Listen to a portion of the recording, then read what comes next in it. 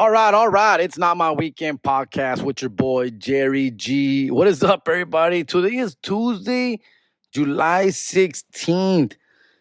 Yeah, ayer fue el 15 de julio y nadie me invitó. No mamen. That's fucked up. Damn, I think I just stepped on shit. Why did I smell shit? Oof. I'm good. Came out to the garage right now. What's up, y'all? I'm hoping that you're having a good one, dog. Yes, I know, bro. So I'm having issues with Spotify, bro. We have a Spotify for podcasters app, and that's where we upload our episodes on. Unfortunately, I don't know. They went to a restructuring over there. I'm not sure exactly what happened, but my producer Ruben was unable to figure out their new format, or even if it's there, we can't even find a way to upload our episodes on Spotify for podcasters. It's a free app, so I mean, we can't really complain. So now we have to look into another option of uploading our stuff, which would be with a fee, of course, which I don't mind. It's just that just another thing I have to worry about, right? Another bill I gotta pick up, which is fine, bro. But again, I've had it going for this long, this free service. Now we got to readjust and go this other direction. But we're looking into it. First, we're trying to see what the fuck happened with Spotify for Podcasters app. Are we just dumb and we don't see it? Because he also asked me to check it out. I couldn't figure it out. It looks like you have to do it maybe on a desktop now to upload rather than our phones, which was the way he was doing it. And I can do it too, but I was unable to figure it out, dog, at least not on the app. We updated the app. We looked into it. I'm not sure how much Ruben really looked detailed into it, but I know he cracked his head for a few hours with it. Could not figure out was unable to upload last week's podcast on Spotify. So it's not on iTunes. It's not on Spotify. It's only on YouTube, which this episode may also be just on YouTube this week, until we figure shit out, dog. All right? So I'm sorry about that, man. I've been trying to post it on IG, letting you motherfuckers know on IG that it is on YouTube. People have been messaging me, yo, man, there's a podcast. Where's the podcast? I've been sending you over to YouTube. Hopefully you can check it out. YouTube's cool, right? It's fine. It's just audio, though, right? So you won't be able to see this pretty little face there anyway, regardless, dog. So it doesn't change much, but it is. I just know that most of my downloads come from Spotify and iTunes, dog, for sure. Apple Music, dog. So I'm a little worried that YouTube is not getting the same traffic, but we're trying to figure out. Hopefully we send more people to YouTube and it works out even better there. So yeah, for now, hang in there. At least this episode, maybe one more until we figure out how we're going to upload it back to Spotify and Apple Music again. All right. So hang in there, bro. I appreciate you guys, though, man. I noticed there's only like 200 views on YouTube, dog. You know, I get about 1,500 downloads total between everybody. So yeah, so there's a lot of people who have not listened to last week's episode. I'm afraid have not gotten a chance to check it out. Not used to going to YouTube. I get it, bro. I'm the same way. I don't really I don't listen to podcasts on YouTube much. Every once in a while, when I'm able to sit down and watch visual, like a Joe Rogan episode or something like that. But other than that, I just go to Apple Music or Spotify and listen to podcasts that way, dog. It's just much easier with my AirPods. Just turn it on and vámonos chingue su madre way walking around and stuff. But with that said, dog, fuck it. We're here. We're still summer, dog. And gracias, güey. Gracias for everything, bro. Estamos echándoles ganas, güey. Very busy week, fool. I was out there in Bakersfield last week doing some promos for our Fox Theater show, which is this Saturday, July 20th. This Saturday, July 20th, we will be at the Fox Theater in Bakersfield, California. Concrete, myself, and Dunos. Please get your tickets. We are about 75% sold, okay? So it is getting there. The place was about 1,200. We're about 800 tickets sold, guys. So there's about 400 tickets left. Less than 5 days to go, fool. So get your fucking tickets, guys. It seems like it will sell out by Saturday. So Bakersfield and any surrounding Central Cali area. What do you call it? Napa Valley? Is that Napa? I forgot what they call it. Kern? It's not Kern, is it? Anyways, I always call it Central Cali, bro. From Bakersfield all the way to Fresno, I call it Central California, bro. And there's a lot of dope ass towns which I've done. I will be in Merced the week after, July 27th, Saturday afters. Be out there, UC Merced, July 27th. But this Saturday, we're very excited about this one, dog. Bakersfield Fox Theater. I've actually performed there before. I got a chance to open up for Paul Rodriguez there once.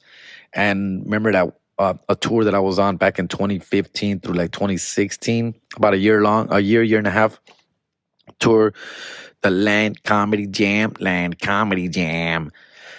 That was an interesting tour, dog, for those of you who were around that back then, bro. That was 2015, bro. Seems like a long time, right? Almost gonna be 10 years already, dog. Back then, I was like 5 years in the game, maybe a little less. Still finding my way, not quite headlining, pretty much a glorified opener, feature act. I was dabbling in headlining here and there, bar shows, but not much. But that opportunity was dope. I performed, I opened up for, I believe, Jeff Garcia in Phoenix, it must have been. I was in Phoenix, Jeff Garcia, and performing out there, and these guys came up to me, some promoters from Phoenix hit me up, and they're like, yo, man, you're funny, doing this tour, I want to get you on it. I think I was obviously super excited, bro. This is like a big break for me, dog, right? And he's like, dude, I'm going to get all these big names to tour together. It's like a new local comedy jam, but we can't call it local comedy jam because the name is trademarked. So we're going to call it Latin Comedy Jam. And we want you to be a part of it, fool. And he started naming all these names, dog. Steve Trevino, Johnny Sanchez, Aida Rodriguez, Willie Barcena, who else was big at the time? Paul Rodriguez, Joy Medina. He named like a bunch of fools that they would be rotating in and out. But me being one of the younger guys, the newer guys, the cheaper guys, he said I could get you pretty much on every show, bro. Like, I want you to open up every show, dog. Like, you are legit funny as fuck. You're not a name, obviously. No one knows who you are, but this tour will fucking give you that credibility and that name status, bro. By the end of this tour, everyone's gonna know the fuck Jerry Garcia is. Doggy dog. And I was like, holy shit, right? Just glazing me, dog. I think that's what the kids have been saying now. Glazing me, dog, the whole time. You know, gaslighting me. No, gaslighting is when they getting you mad, right? No, he was glazing me, fool. And dude, we're talking about 2015, right? I'm a new comic, bro. And dude, the money was great, dog. And I think that's part of the problem, fool. This tour didn't last long because they were overpaying motherfuckers, and these motherfuckers were not selling tickets, fool. Like, we were not selling out. So they went belly up pretty soon after, dog. They started hurting. And I remember they were paying me $750 a show. And that is a lot for a guy I was only doing like 10 minutes, fool. And it was Thursday, Friday, Saturday. So I was getting paid, what, $22.50 a weekend, dog, as a 10-minute opener, fool. I can imagine how much they were paying those guys, fool. I'm $3 to $5K easily, fool, per show. And so he liked me because he thought he was getting me on a deal when that was like the most money I've ever made in my life as a performer, dog. So I was like, what the I remember getting that first check, fool. I was like, holy shit, that's it. I'm quitting everything, bro. Quitting my family, quitting my jobs, quitting every fucking body. I made it, bro. I fucking made it, dude. So they had booked a bunch of fucking dates, right? And like 30 dates, fool. All over, dog, everywhere. We went, they hit up all of Arizona, New Mexico, Colorado, California, and Nevada. These 5 states or so. And we went hard, bro. And they found like a bunch of theaters all over those states, like in smaller towns, bro. Which at first it's a great idea if you think about it. It's a great fucking idea. Because of those small towns that people come out and support. And they were at first. But I don't know what they did. Because at first the shows were packed, fool. We did their hometown is Phoenix, Arizona. That's where the promoters are from. So they had that on lockdown. We did Phoenix, Arizona. We did pinche Tucson. We did Mesa. Forgot what else we did. Maybe Scottsdale. We did like, and most of them were full, packed out. Then we started venturing out to New Mexico. We did Albuquerque, Tucumcari, Silver City, pinche Lincoln, pinche fuck, man. All these goddamn little towns, Raton, New Mexico, Pueblo, Colorado. You know, all these little Colorado Springs, all these fucking towns, dog. We were coming out there and performing Hobbs, New Mexico, fool, performing in all these Las Cruces, dog. We're performing in all these little fucking towns, dog, packing them out, most of them. But I don't know, they were packed. There were like 500 to 1,500 people, like, depending on the event center, the theater. Most of them were packed. I just don't know what they were doing. I don't know if they were giving away these tickets. I don't know if they were fucking selling them for cheap. I don't know what they were doing, bro. But little by little, it started off great. And I just mentioned off like 15 cities minimum, bro. So that was like at least 15 cities dates that we did. We did Fresno, Merced, Visalia, Bakersfield, bro. We did all these places. We did the Fox Theater, bro, Bakersfield. A lot of these were theaters or civic centers, dog. So they were going all out, fool. Again, I don't want to talk shit about these guys because I know the effort they were putting in was right and their mindset was correct, but they were doing a lot of shady shit as well. I also feel they were like kind of burning people along the way. These cities, I think they were over-promising. They would say stuff like Paul Rodriguez would be here, but yet he wasn't. He would promote an A-list class of comics and then bring the B-list class of comics, which included me. Right? So it was a weird situation because I remember coming out to these shows and they were expecting like Paul Rodriguez and these other bigger names, Steve Trevino's or so. And Steve Trevino wasn't that big at the time. He was still like just kind of a coming up name. But a lot of his names, basically he would say these people are coming out and then day of the show, other people will come out. And I think that was part of the problem that was happening.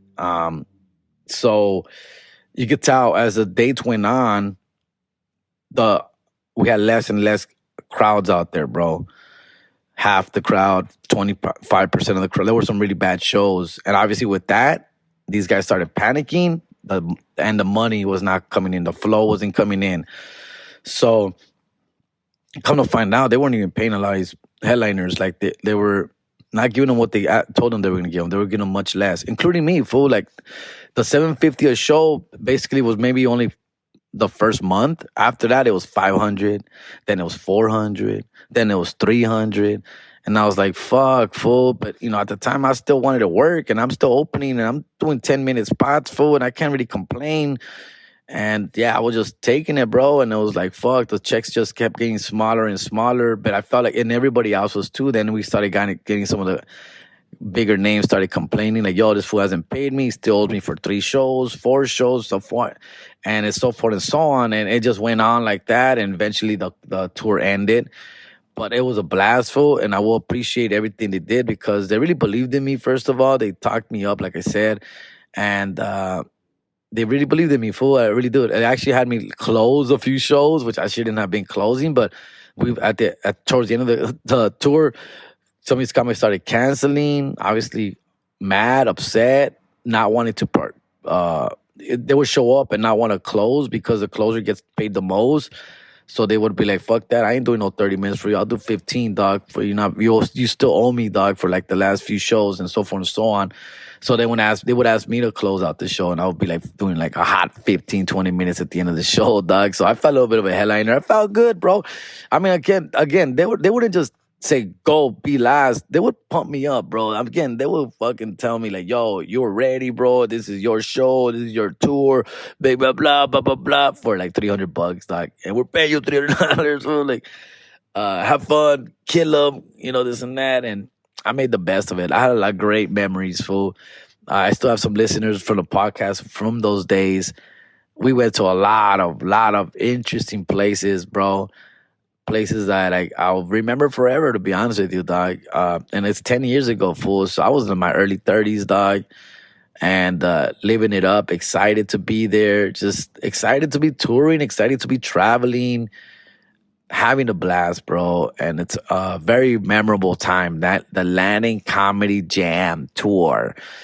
they had some great ideas, fool. Like the merged game, they had the shirts, they made us into cartoons, and I was just happy to be there, bro, and picking all these guys' brains, bro. And I made a lot of great friends, friendships with a lot of these comedians. Not all of them, but with a lot of them, I did. I got to bond, pick their brain, learn about the business, learn about, just performing, handling going last, handling being the first comic up there, opening, breaking the ice on stage.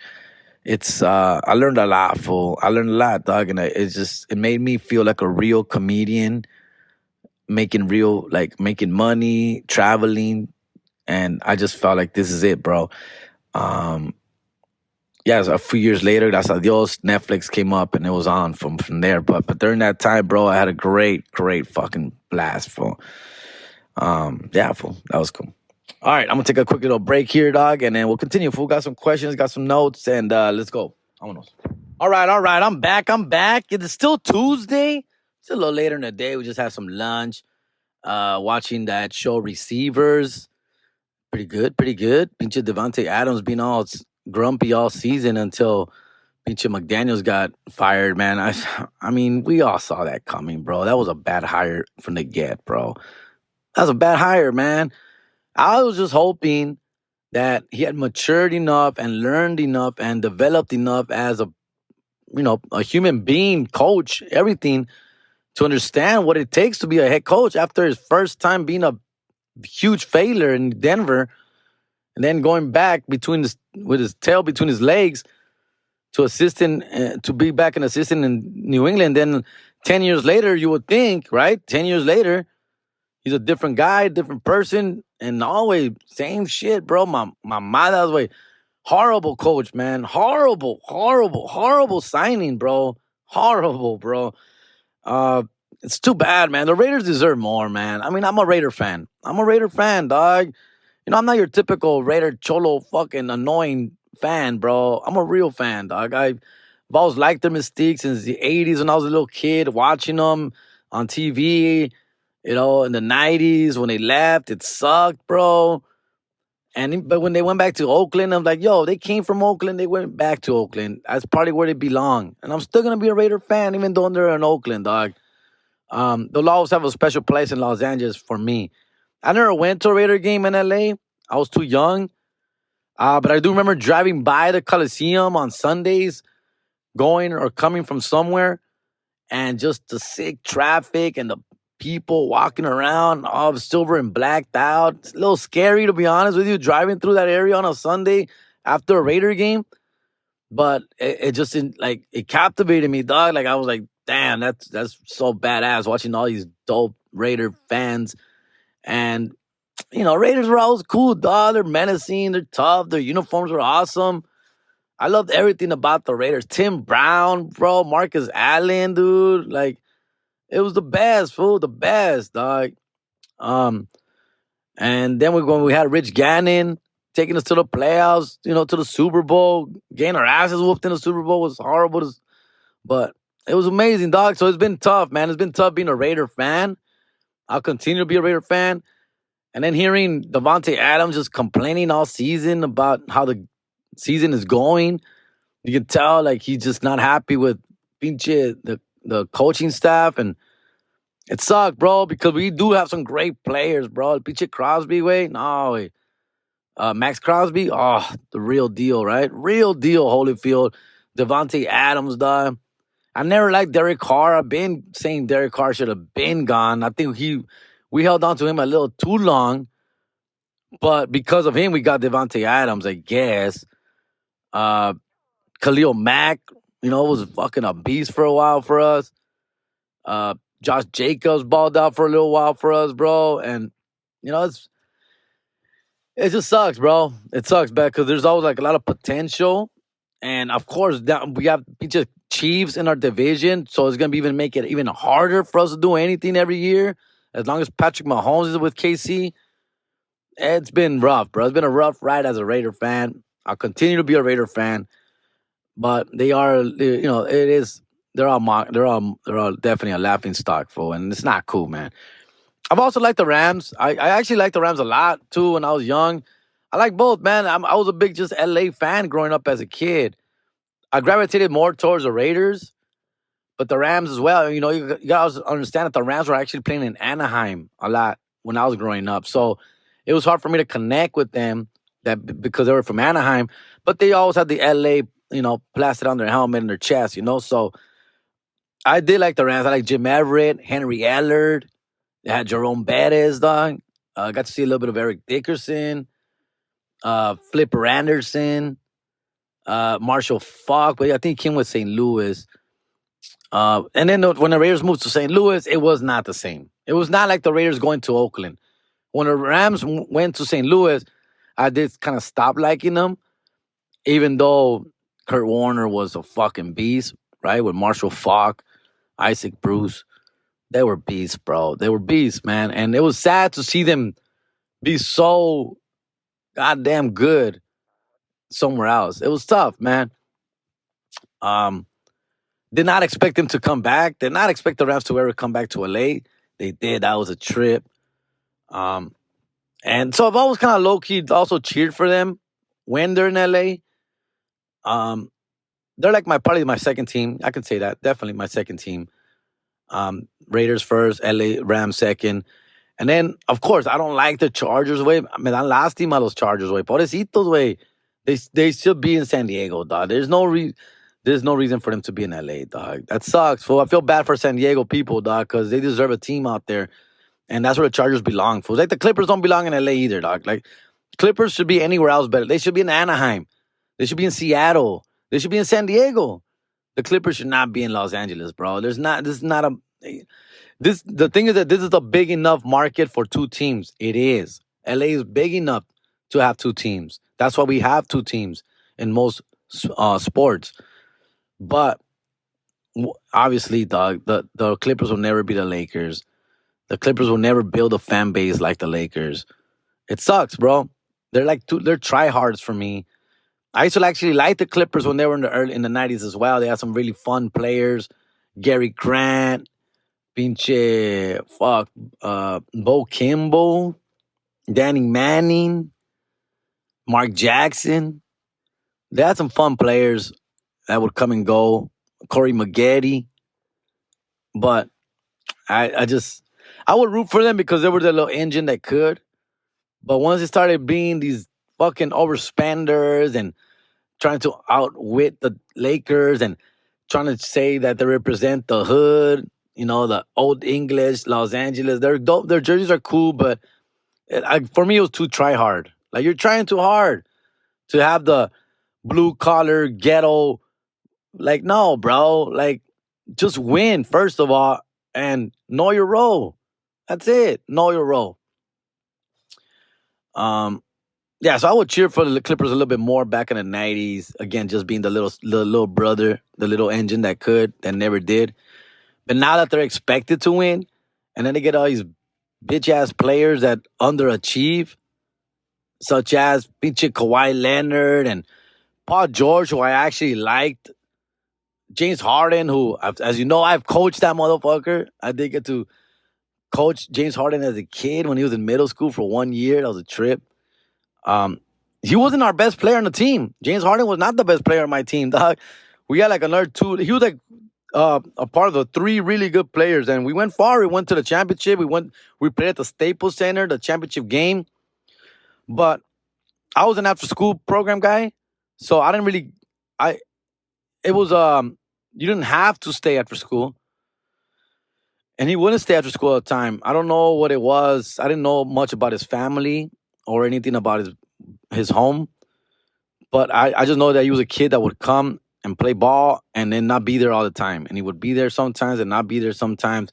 And he was here. He was, he was a kid. He's a teenager, dog. Rebelling, thinking he's better than everyone else, so forth and so on as a kid, And there was better players than him. Like, we did well without him. When he didn't show up to games, we still won. We still took care of business. We had some really good players on that team. So he was just another good player on that team. I just remember his big nostrils and he had like dry boogers in his mouth and shit. Feature James Harden, dog. Yeah. Then I saw him at Arizona State. I'm like, holy shit, that's the fucking kid I coached, dog. James Harden. Holy shit, I was tripping out, dog. So I would always trip out. I've always wanted to like hit him up and like run into him and ask him, does he remember? Not me specifically, but does he remember playing for that Carver Middle School? Again, he only played 1 year. He moved. Again, I don't know what his family life living situation was, but he wasn't around all the time. That's what I was trying to say. But yeah, but I've never been a James Harden NBA player fan. Never. I've never been a Russell Westbrook fan either. Kevin Durant. I never liked those guys, bro.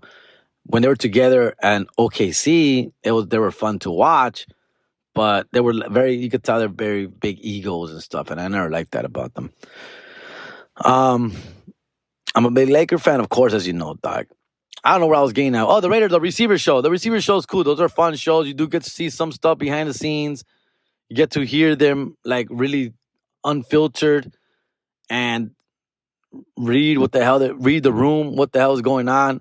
Pretty dope, man. Pretty dope. As you know, I'm a big fantasy football guy, so I like to know what Justin Jefferson is up. Omri St. Brown and pinche Debo Samuel. These are all guys who've played in my fantasy football teams. So like I have rooted for them and want them to do good. So it's fun, bro. It's fun. I actually got to saw this. I saw this other show on Netflix called Eric. It's a short series. Check it out, bro. It's all right. I liked it. It's about with that guy, El Pinche Doctor Strange. And it's about a guy who loses his kid. Kid gets lost in New York City. And there's twists and turns. I don't want to give away too much. You got to check it out. But it's well acted. I think it's one of those things. It's a 6 episode series. And I don't know how I feel about it because I feel like this could have been a really strong movie, 2-hour movie. But I also get the fact that it's a series because they really drag out the character building. The guy who's looking for the kid, the people who have the kid, the parents, his neighbors, co-workers. I get it.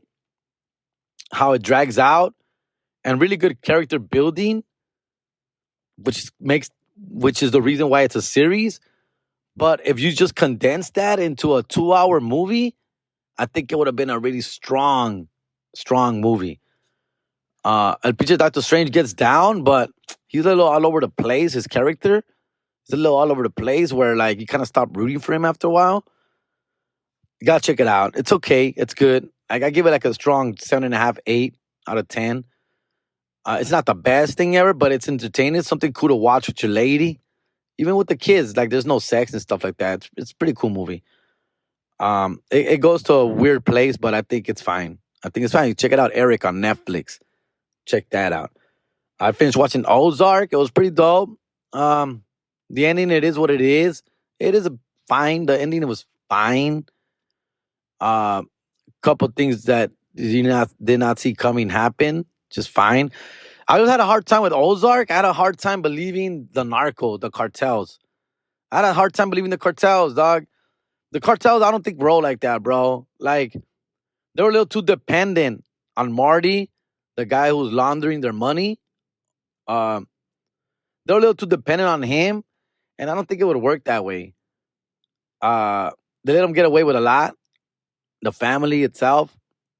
The wife got down. Her character got really strong towards the end. But then I think she like also jumped what is that? Jumped the shark? What is that when you're doing too much? The wife was doing a little too much where you also kind of stopped rooting for her. Like I was liking where she was going. She was becoming a really strong woman. Really strong woman character. And I think they were building her up really well. But then I think it hit a peak around season 3. And then after that, season 3, she started really taking a dive where it was like, all right, you're doing too much now, girl. You're doing too much, dog. You would have been dead a long time ago. 10 times. She has so many enemies, so many people who hated her, including her own family. Like, her character should not have lasted this long, bro. Like, the way she was going. But the show itself is cool. I was really intrigued by the money laundering part, and they kind of got away from that. They got away from the money laundering situation. They started going into like politics and going into other things that I don't think it fit, and I didn't like where it was going. So I appreciated that I felt like they almost realized that themselves, which is why it was only 4 seasons, not a fifth or a sixth. I think the sweet spot is 5 seasons for me. That's a sweet spot, 5. You go 6, 7 if it's really good, really strong. 4 if like you kind of gone as far as you can go with this. But 5 is a sweet spot, and they went 4, and I think it was merit. Like you should, yeah, that was fine at 4. I don't think another season would have really helped the show do any better. You know, so I like Dexter. Like I really like Dexter.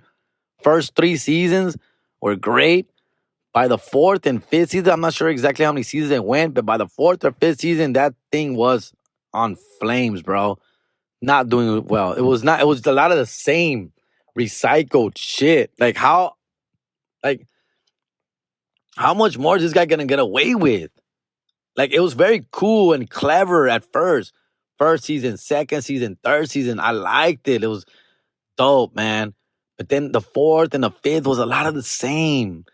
And it was starting to become unbelievable how much he was getting away with at this point. Shameless, same thing. I love Shameless, bro. The first 3, 4 seasons, amazing, bro. William H. Macy, killing it. The girl, fucking one of my favorite characters. That chick was an awesome character. The brother, who's now on The Bear, that fool was dope in the beginning, dog. He's a drunk, también, following his dad's footsteps, but trying to be a role model for his family. Oh, it was amazing, bro. Amazing what his show was doing at first.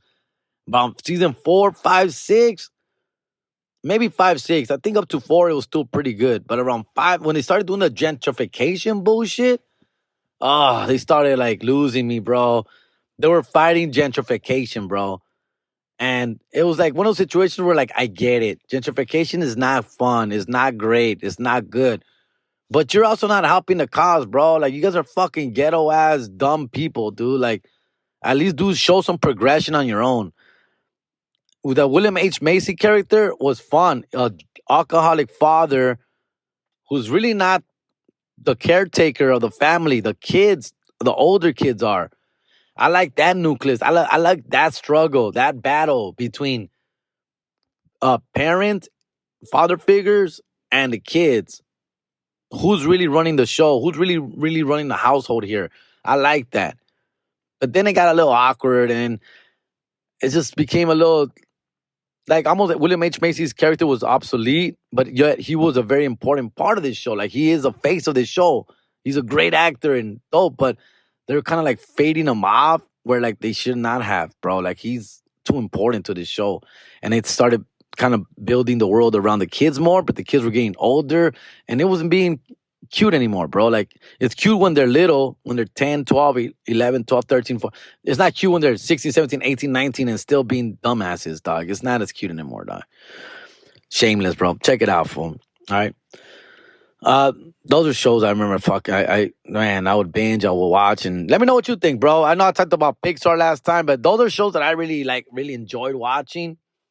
Sons of Anarchy, same thing. Started off great. I haven't watched the Mayans, dog. I'm hearing mixed reviews about the Mayans. Some people love it, some people don't.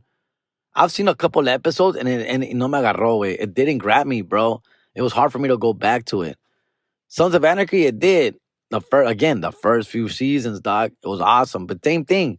Sons of Anarchy, bro. They're like this little small town causing havoc, murdering, laundering, killing, and no one's really paying attention. And then the FBI will finally pay attention, and then they would like outwit the FBI. This little small town ass biker club. Like, get the fuck out of here, bro. Like, really, bro. Whatever, dog. It was fun until you stop believing. Once you stop believing what the hell's going on, and you're like, all right, I'm over this shit, dog. Mad Men was one of my favorites, right? Mad Men. Man, I think Mad Men was strong up until the last season. I think the last season we kind of lost it when John Hamm's character became a different person, literally. and that was not fun anymore. But everything leading up to it, I love how they took handled the 50s and the 60s. That was amazing. I think it was well done, well shot, well executed. Characters were strong, bro. I loved every bit of Mad Men, dog. Until probably the final season was the last season that I was like, "Ugh, just let's just get to the finish line here, bro. Let's just get to the finish line." Um, and to me, Breaking Bad, bro. Breaking Bad is one of like the perfect shows from beginning to end. I know a lot of people were not happy with the finale and the final season. I wasn't that crazy about it either, but I enjoyed it, bro. I just enjoyed Breaking Bad at this point. I was all in on no matter what. The Walter White, being and going into hiding in the snow, the cabins, so forth and so on. I really wanted him to get away. I don't want to spoil it for you motherfuckers, but I really wanted him to get away with this. Um, and again, Jesse was a hard character to keep, figuring out new ways to bring him on. Is he a drug addict? Is he not? Is he clean? Is he smart? Is he dumb? Is he a leader? Is he a follower? It was a lot to figure out with Jesse, which most of it hit. Most of it was good, but some of it was not, right? But Jesse was a really dope character. The whole show itself, bro, like Hank, dude, I mean, amazing how they fucking pulled off Pinche Hank, part of the DEA, literally looking for Walter White, who's right under his nose, in his household, in his family, and not knowing that was well executed, well done. Breaking Bad, one of the fucking best shows of all time. Then I got into Better Call Saul. That first season was, right? That was hard watch. Season 1, Better Call Saul, was not it, guys, right? It was not it. I don't know how that shit survived after season 1. It was bad, bro. Season 2, not much better. Not much better. So you have to hang in there. These first 2 seasons, you have to hang in there. But it starts to get a little good after season 3. But that show could have just taken off from the get, and it didn't, bro. That show could have done so much more from the beginning. And I don't like how they did the pinche Better Call Saul, like the his beginnings. I like that they went there, but they didn't do it right. They didn't do it right. I think he should have been grimy, sneaky from the get.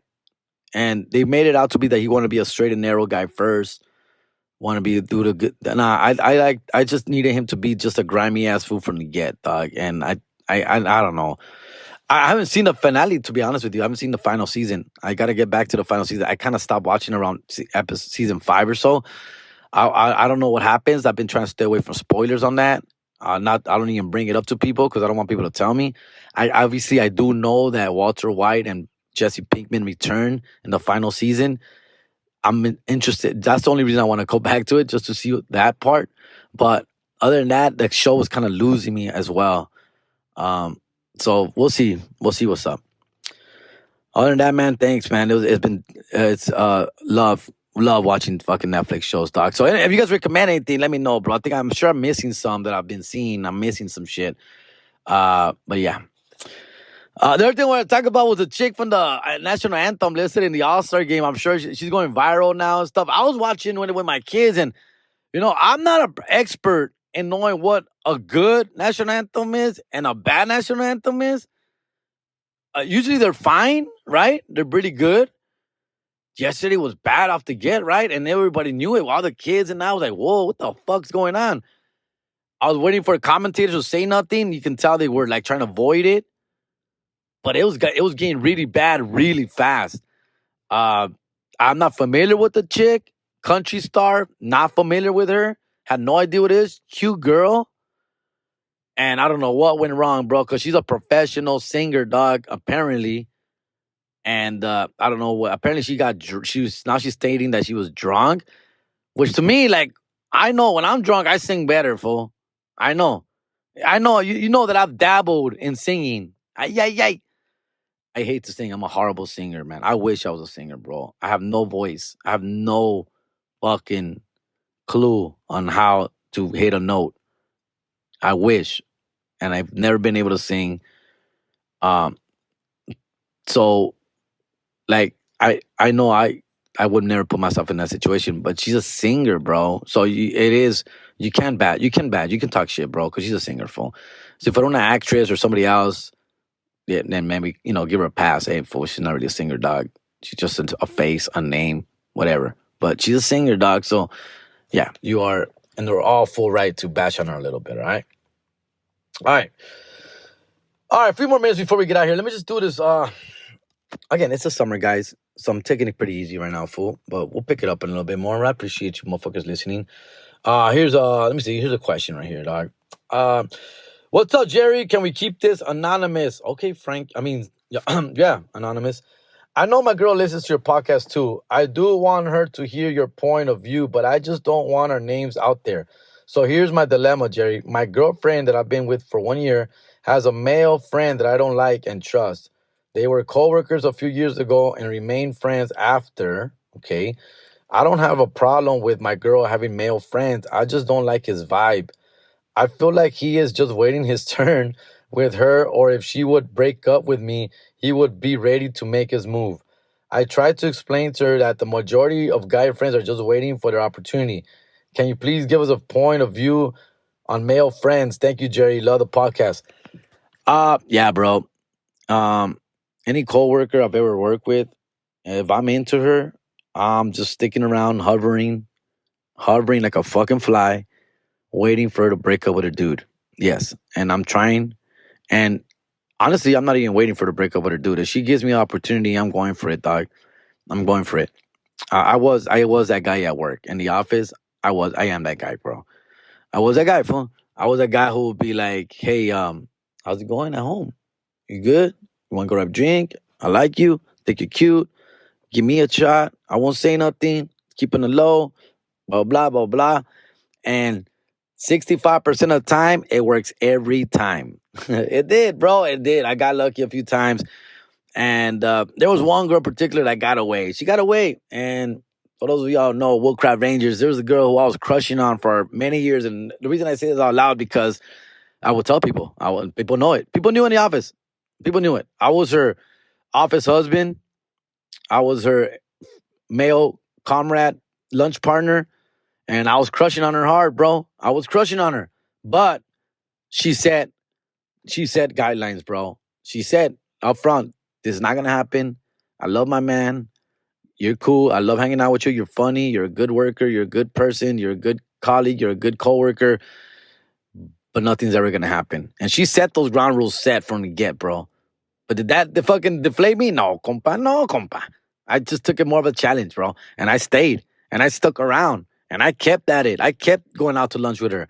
I kept hanging out with her, fool. And let me tell you, I almost broke her once or twice. Nothing ever happened.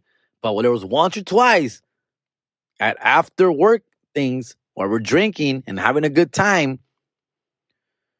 I feel like if I could have pressed a little more, put a little bit more pressure, which I didn't, because I was playing the cool guy. I was playing the friend. I was playing the let this happen organically. I felt that there was one time in particular that I knew I missed my opportunity. One time. There was another one where it maybe could have, should have, would have, but didn't. But there was this one time, and I'll tell you the story real quick. And then you gotta remember, I was crushing on this chick. I've been crushing, and she knows it, and people know it. Okay, people already thought that we were hooking up. That's how close we were. But I would be like, nah, bro, I'm not. I wish I'm not. I will tell you, but I'm not. Nothing's happened. She loves her dude. She's with her dude. She's not married. Just has a boyfriend, long-time boyfriend. And one time we're at this bar. We're hanging out after hours. We're having a good time. And you tell me what the fuck this was. Because I was still like, what the fuck just happened here, bro? She's feeling a little buzz. I'm feeling a little buzz. We're getting a little close. We're talking a little closer. But once again, she has her boundaries, bro. And she's like, hey, Jerry, this is fun, but we're a little too close right now, kind of shit. Because we're feeling each other. And I was, the whole when you're drunk and you're talking in her ear and you're smelling her a little closer and you're getting a little closer to her and she's leaning into you as well. And there's that going on. People are watching us. People are telling like, oh, it's going to happen. Oh, shit's going to happen. Oh, damn. It's one of those situations where eventually she asked me to walk her to her car, fool. All right, and I thought it was on. It was on, fool. I go, it's on. It's fucking on. It was summertime. I remember because it was really hot, and this has to do with the story. It was a warm night, and I'm walking her to her car. All right, we had an event, and she had a dress on, a skirt, and I was dressed up nice, and we're drunk, and I'm walking her to the garbage garage, to the fucking, what is that parking lot where it has like beaches structure, parking structure. Walking her, bro. We're vibing, bro. I can tell, fool. Like she only wanted to be with me. Like she wanted some alone time, bro. For sure, dog. She wanted some alone time. She could ask a girlfriend, someone else to walk her to her car. She could have easily said goodnight and just leave. She specifically asked me to walk her to her car. She's like, hey, walk me to my car. I said, fuck yeah, bro. I took that as in, it's on. We're going to fuck in the parking lot right now, fool. And we're walking to the parking lot, and we get to the car, and there is that awkward, what's up? What we doing here? What's going on? It's quiet. No one's around. You know, pinche nighttime, little secluded area here. I kind of went up. I got closer. I did kind of go for the kiss, but I went more for a hug and kind of like kiss her cheek. And she's like, okay, that's enough. I think that's enough. All right. And I was like, all right, yeah, cool, for sure. And then she busts this move, fool. And again, I don't know what this one is, fool. And I know you're going to yell at me, and I know you're going to tell me you fucked up, Jerry G. But I didn't see this one coming, fool, right? She did this movie. She said, so maybe I have to build it up a little bit more, but there was a lot of, we didn't make out. There was no making out. But there was a lot of, they were dry hugging, holding, just sniffing, on her neck, but nothing. And then she would be like, no, this is not cool kind of shit. I got a boyfriend. I'm cool. I'm like, yeah, you're right. Yeah, I'm sorry. Yeah, you cool. And she's like, I just want to sober up a little bit before I leave. I'm like, yeah, cool. But she did this. She said, it's hot. I'm sweaty. I'm really sweaty and I'm hot, and I need to change my underwear. Which caught me off guard, bro. Like, what? I didn't know how to react to that. I'm like, okay. She's like, yeah, I'm going to go in the car. She's like, you stay out here. I'm going to go in the car and change my underwear. It's really wet. I'm like, okay. I don't know if that's something girls do. What the fuck, So I'm like, do I respect the fact that she wants to go in the car by herself, or do I follow? Or is this like a little invite? I mean, she's telling me she's going to take her panties off in the car and put on other panties. That's literally what she told me, fool. I'm going to change my panties. And she went to the back seat, fool, to do this. And I let her in to her own car, close the door, and I'm waiting outside. And this whole time I'm telling myself, should I go in there? Should I fucking go in there? My heart's fucking racing. I'm half drunk. I'm sobering up. We haven't kissed, but yet we're by ourselves. She went in there. She changed her panties and came back out. And then I made a little joke about it. I'm like, are we good, though? Can I have your Can I have your other panties or something like that? I don't know what I said. And she just laughed, and she's like, oh, well, thank you for that. And then she's like, okay, well, I got to, maybe like 2 minutes later, she's like, okay, well, I got to go now. I think I'm sober up enough. And I'm like, okay. And I let her leave, fool. And she left with her dry-ass new panties. And she's driving away, and I'm like, did I just fuck up here? Did I just fumble? What the fuck did I do? And I think I fumbled, bro. I think I fumbled, right? I like to think that she wasn't going to let me in the back seat. I like to think that she was not going to let me in the back seat, bro. But I hate the fact that I didn't at least try. Girls, tell me, what the fuck was that? Was that an invite to go back there with her? I know 9 of 10 are you going to tell me yes. I know, right? Because this is hypothetically speaking now at this point. Right? So you're going to be like, yeah, you should have gone for it. But tell me why or why not. Explain to me. Riddle me this. How the hell should I have handled that? And did I handle it right?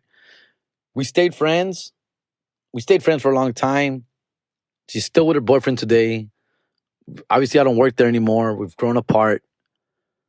But that was that moment where, like, and I crushed on this chick. Like, she's a chick that the thing is that I respected her too, bro. And it's not that I didn't about the boyfriend part. It's not the I didn't want to lose her friendship, bro. I didn't want to lose her friendship. I think at the end of the day, I was scared to lose her friendship on me trying to do something and obviously not working out. So yeah, bro. Wait a minute. I'm gonna leave you. I'm gonna leave you with that, guys. I'm gonna leave you. I mean, that's your homework. That's your homework for the week. Get at me. Let me know what you think. I think I fumbled, right? All right, bro. There was another question, but I'll get to it later, fool. All right, fool. I'm out of here. And have a great. Ya me agüité, güey. Ya me agüité yo solo, güey. Yeah. I've depressed myself. All right, guys. Have a good one. I'm out.